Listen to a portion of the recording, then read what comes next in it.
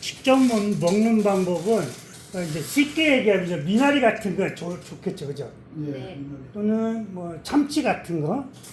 그러니까 이제 지금은 그 참나물, 뭐 파두둑나물 이런 거는 그냥 직접 뜯어서 먹어도 돼요.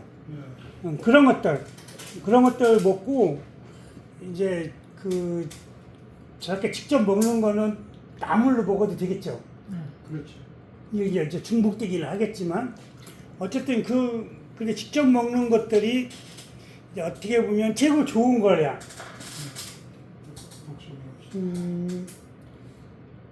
그때 석사 때 우리 그 지도 교수님이 그러시는데 식물이 그 수분을 간직하고 있을 때 그때가 약성이 최고 좋대요. 그러니까 이제 우리가 그럴 때 먹으려고 그러면은 산에서 직접 채쳐서 먹는 게 최고 좋잖아요. 가장 신선할 때. 그런데 우리가 그거를 데리고 와서 이제 다르게 이제 오랫동안 보관하려고 그러면 말리기도 하고 뭐 찌기도 하고 뭐 여러 가지 이제 할 거 아니야. 데치기도 하고 그러니까. 근데 그런 거보다 그냥 현장 있을 때가 최고 좋대. 그러니까 최고 좋은 거를 먹을 수 있는 거는 현장에 직접 가야지. 근데 또 뭐 그렇다고 뭐 다 직접 가서 먹을 수는 없잖아요. 그러니까 최고 좋다 그래야 이제 이미지만 그런 거지. 현실적으로는 쉽지 않을지도 몰라요. 그러니까 이제 그렇게 생각하시고 즙 내서 먹는 방법은 한동안 그 개그맨 그 이국주 씨인가 그분이 뭐 녹주 하면서 상당히 그러니까 좀 인상이 좀 남는데 그 사람이 즙 내서 먹는 방법 지금도 혹시 있나요? 요즘 아줌마들이 이렇게 배달해주고 그랬었는데 지금은 아마 거의 사라졌을지도 몰라요. 왜냐면 즙 낸다는 거는 빨리 먹어야 되는데 이게 조금만 시간이 지나면 상할 수 있잖아요. 그래서 다른 사람이 먹기에는 조금 어렵지 않을까. 그래서 즙 내는 거는 이제 내가 신선한 거를 채취해서 빨리빨리 먹으면 좋을 것 같아요. 제 수강생 중에 한 분이 부산 사시는 분이 계신데 전화가 왔어 그저께 그 머위 쓴 즙 내서 먹어도 되냐고. 그래서 우리는 이제 머위를 그러니까 이파리는 나물로 아주 저는 엄청 좋아하고 그 줄기는 이제 볶아서 먹는 걸 끓여서 먹을 수도 있고 이제 그걸 맛있다고 했는데 즙을 내서 먹어본 적은 없어요. 그래서 나는 그렇게 즙을 내서 먹어본 적은 없다고 했더니 당신이 먹어봤는데 먹을만한데 그럼 먹을만하면 먹어도 되는 거예요. 그래서 이제 참고로 우리가 설사를 하잖아요. 설사를 했을 때 이제 설사 원인이 여러 가지가 있겠지만 설사를 했을 때 그 모의 뿌리를 몇 개 채취를 해가지고 달여서 먹으면 바로 그친데 그 대처약 하신 분들이 나한테 가르쳐 준겨. 혹시 뭐 병원에 가는 그 시기가 적당치 않았을 때 뭐 이렇게 일요일이나 공휴일이나 설사는 나는데 병원에 갈 일이 없다 그럴 때 응급실까지 가기는 좀 그러니까 주변에 그 머위뿌리 구하기는 쉬울 거예요. 한번 해보셔봐. 그래서 만약에 머위뿌리를 먹었는데 해결이 된다 그러면 너무너무 자연스러운 거잖아요. 어쨌든 그러니까 즙으로 해서 먹을 수도 있고 이제 가장 인류가 보편적으로 할 수 있는 게 이제 달여서 먹는 거거든. 저거 달여서 먹는 거는 우리가 이제 열을 가해서 삼투압을 통해서 이제 유해성분을 추출해내는 거잖아요. 근데 저거는 정말 오래된 것 중에 하나예요. 아주 오래전부터 해왔던 방식. 그러니까 이제 우리가 달여서 먹는 거는 이 정성이라는 말이 또 들어가잖아요. 그러니까 환자 또 처방하는 의사 그거를 달여주는 보조를 해주는 사람 뭐 어쨌든 주변에 있는 사람이든지 그게 세 사람이 정성을 다해야 비로소 이제 좋은 효과를 얻는다. 그런 옛날에 이제 그런 말씀하셨는데 먹는 것도 정성 들여서 먹어야 되고, 처방해주는 사람 의사도 그러니까 마음을 다해서 해줘야 되고, 그 다려서 해주는 사람도 정성 들여서 해줘야 된다, 그런 뜻이야. 근데 저도 봤어요. 예전에 어렸을 때 그 숯불에다가 약탕기 이렇게 얹어놓고 엄마 이렇게 부채질해서 그걸 나뭇가지로 이렇게 짜가지고 뭐 먹이면 이제 쓰다고, 대부분 약이 이제 쓴 약들이 많이 약들에 들어가니까 코 막고 미기고 그랬던 적이 있는데, 이제 그래서 이제 문제가 되는 게, 우리가 지금 이야기하는 이런 약초들, 약용식물들은 금방 내는 안 나왔다는 거죠. 그걸 먹고 며칠 만에 낫지는 않는 거야. 그리고 그걸 먹고 소화를 거쳐가지고 이제 그 대장 기관에 도달해서 그게 고쳐져야 되는데, 그러려면 이게 쉽지가 않았다는 거지.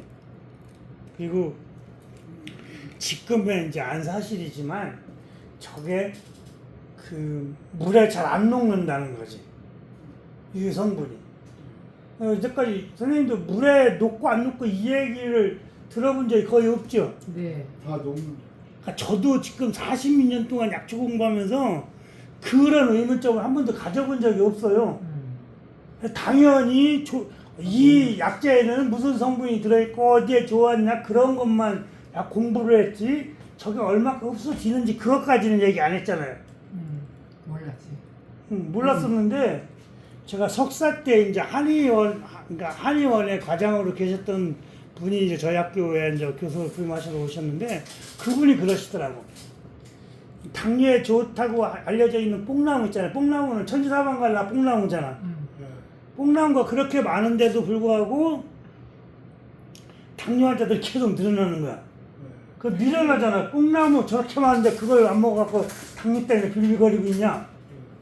그랬더니 뭐라고 하냐면, 뽕나무가 당뇨 좋은 거는 성분이 있대. 근데 그냥 먹으면 1%밖에 흡수가 안 된대. 그럼 어떻게 해야 돼요? 그러니까 저거를 발효시키면 3%까지 그 흡수율을 높일 수 있대. 그러면서 지금 우리가 이제 구구라고 하는데 뚱딴지 있잖아요. 뚱딴지. 예, 큰 감자. 뭐 돼지 감자라고 하고. 뚱딴지 감자. 근데 걔가 당뇨에 좋다고 일반 사람들을 또 이제 당뇨에 안 걸려본 사람도 얘기를 하잖아요. 예. 근데 걔도 안타깝게도 단위 동물들은 그걸 소화 흡수가 안 돼요. 뚱딴지의 유성분이 소화 흡수가 안 된다고. 그러니까 우리 4개 가진 동물들, 되새김질 하는 동물들은 소화를 시켜. 근데 우리 인간들은 우리가 하나밖에 없어서 소화를 못 시켜. 그러면 어떻게 걔를 소화를 시킬 수 있느냐? 그러니까 걔도 발효시키는 거야. 그러니까 우리가 말하는 우리 4개짜리 동물들은 계속 되새김질을 해서 발효를 시키는 거잖아요. 네. 그러니까 소량만 먹어도 저 육중한 코끼리라든지 소라든지 애들이 살 수 있는 거야. 근데 걔네들이 정상적으로 사람처럼 그 흡수해서 먹고 살려고 그러면 무지랑 많이 먹어야 될 거예요. 그렇지. 그 덩치에. 그런데 우리가 봤을 때 덩치에 비해서 사료를 그렇게 많이 먹지는 않잖아요. 그러니까 그 사료를 먹어도 그 정도 먹어도 쟤네들이 살 수 있는 거는 그냥 걔네들 말로는 사료 효율이라고 그러고, 조금 먹어도 많이 흡수가 되게 하는 거고, 우리 사람은 생체 이용률이라고 얘기하고, 사람한테 사료 효율 얘기하면 안 되겠잖아요. 근데 가축들은 뭐 예를 들어서 닭이 하루에 1,000원어치 사료를 먹었는데 알을 2,000원어치, 3,000원어치 정도는 빼줘야 될 거 아니야. 뭐 돼지도 3,000원어치는 살이 쪄져야 2,000원 갖고 뭐 인건비하고 감가상 따지고 나도 묻어먹을 게 있잖아요. 그러니까 적어도 3배 정도는 더 내줘야 된다는 거지. 그 이상 내줘야 농민들이 돈을 벌을 거 아니에요. 그걸 이제 우리가 사료 효율이라고 해서 저거 사료를 1,000원어치 먹고 1,500원, 2,000원어치밖에 생산이 안 되는 애들 도태시켜버리는 거야. 더 이상 키워봐야 미치니까. 근데 사람은 그 도태시킬 수는 없잖아요. 그래서 이제 그 생체 이용률이라는 게 이걸 먹고 얼만큼 효과를 보느냐, 그러니까 몸에서 얼만큼 일을 하느냐, 그러고 걔네들이 가만히 있으면 안 되는 거야. 빠져나가야지.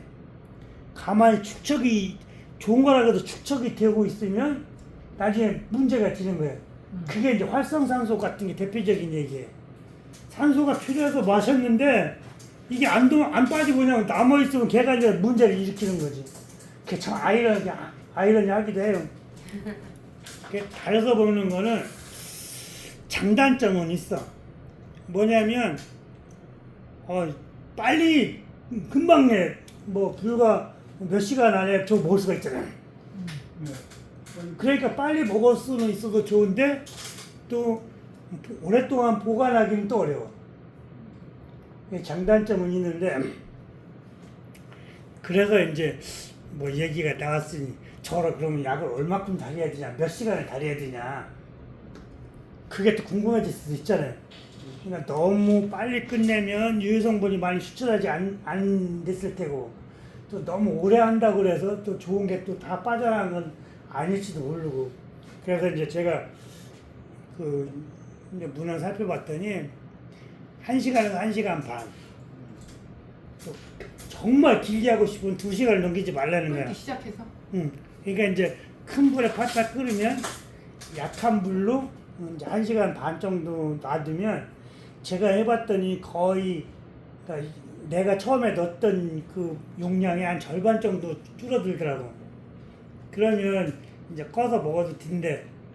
그게 왜 오랫동안 다리지 말라고 하냐면, 제가 지하장천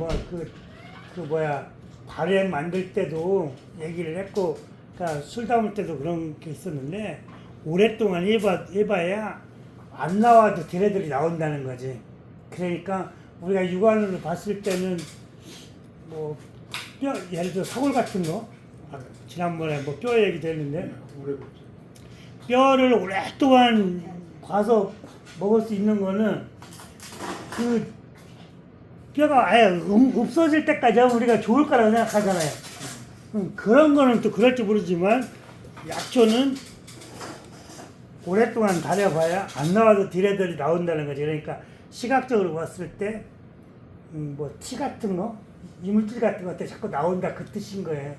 그러니까 1시간 반 정도만 해도 충분하게 우러난다.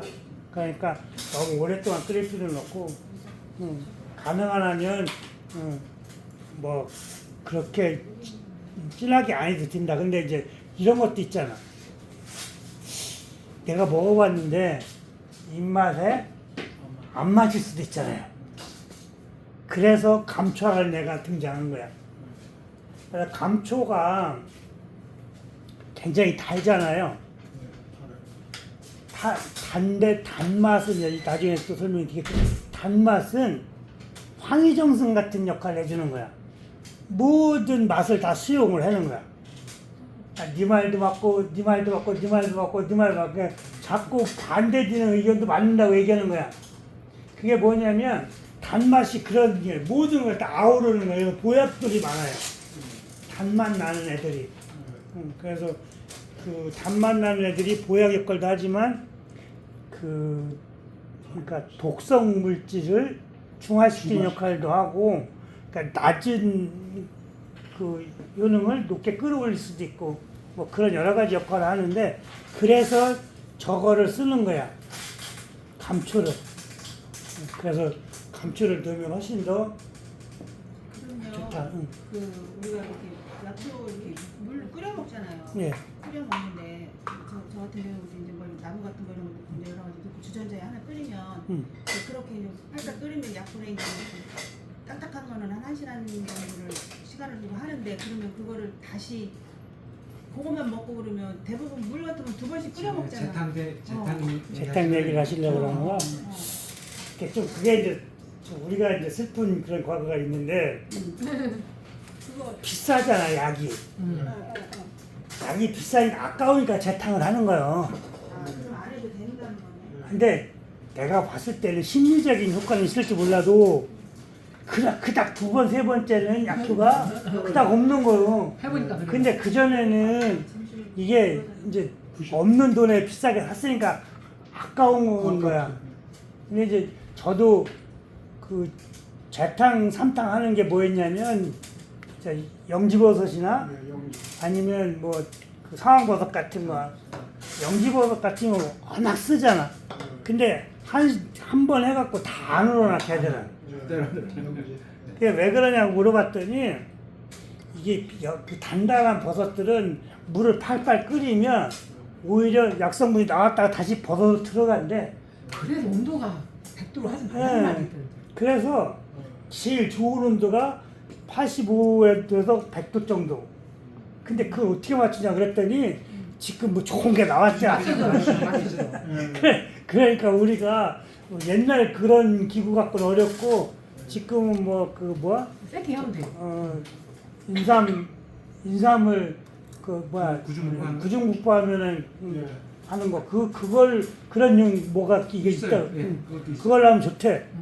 근데 이제 우리가 그런 게 없을 때 어떻게 하냐면 이것도 이제 방법인데 물을 팔팔 끓여갖고 보온밥솥에다 넣어 밥솥에다가 그걸 보온으로 딱 눌러놓으면 거기 안에다 영지를 넣으면 이제 24시간 있다 꺼내는 거야. 오래 걸려. 응, 그러면 걔가 식지는 않는다고.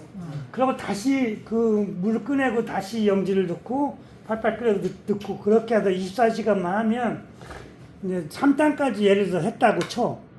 3탄을 한 거를 한꺼번에 다 치고 넣는 거야. 네.